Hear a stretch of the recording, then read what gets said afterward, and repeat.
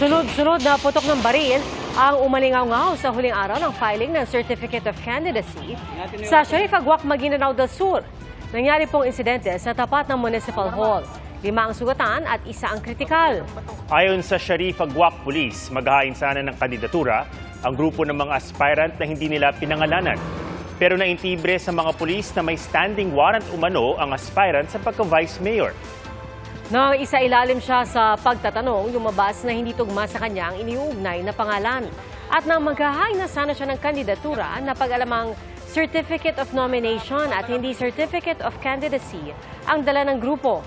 Sumiklab ang gulo ng makarating sa mga supporter na hindi raw makapaghahain ng COC ang mga aspirant. Bago naman natapos ang cut-off, sinabi ng COMELEC na nakapaghain naman ng COC ang mga aspirant.